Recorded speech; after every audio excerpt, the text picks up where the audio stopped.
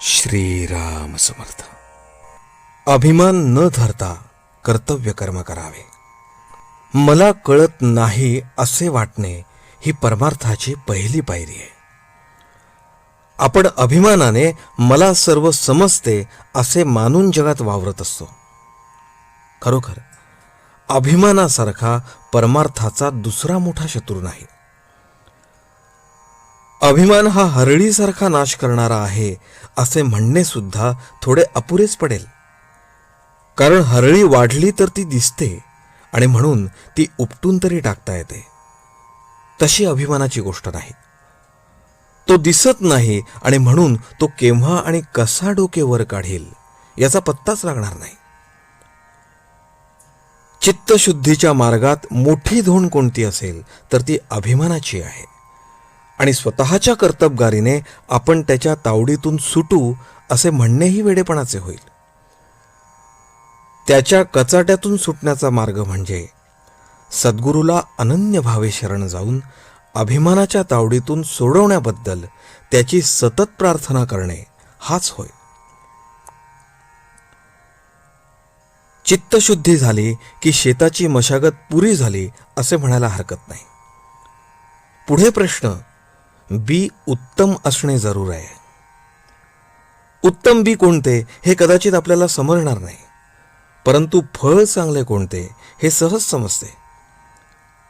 आता असे समजा, जी फळे गोड लागली त्यांचीच लागवड केली, तरी पण पुढे असे अनुभवाला येते की काही काळ लोटल्यानंतर कालमर्यादेप्रमाणे ते झाड मरते आणि अर्थात फळे मिळायची बंद होतात आणि त्यामुळे मन कष्टी होते. यावरून असे दिसते की आता गोड लागलेली फळे ही कालांतराने दुःखालाच कारणीभूत होतात.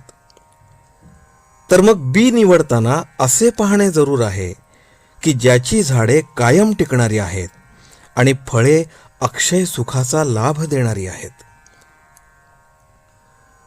जगात उत्पन्न झालेली अशी कोणती वस्तू आहे की जी अक्षय टिकेल? कोणतीही नाही असेच उत्तर येईल. म्हणून विनाशी फळाच्या आशेने केलेले कोणतेही कार्य सुखाला नेत नाही असे म्हणावे लागते.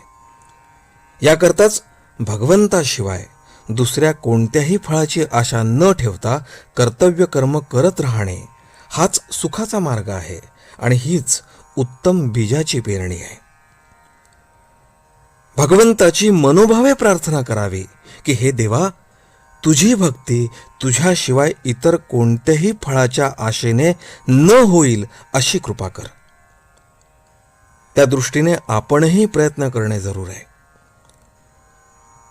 ज्याप्रमाणे किडके आणि चांगले एकत्र झालेले धान्य आपण सुपात घालून पाखडतो आणि किडके धान्य बाहेर उडवून लावून मागे उत्तम धान्य शिल्लक ठेवतो, त्याप्रमाणे भगवंताची भक्ती करता करता भगवत प्राप्तीशिवाय इतर होणाऱ्या इच्छा काढून टाकण्याचा क्रम ठेवावा. म्हणजे कालांतराने भगवंताकरताच भगवत प्राप्ती अशी भावना दृढ होत जाईल. आजचे बोधवचन, खरे सुख हे कायम टिकणारे पाहिजे. जानकी जीवन स्मरण. जय जय राम.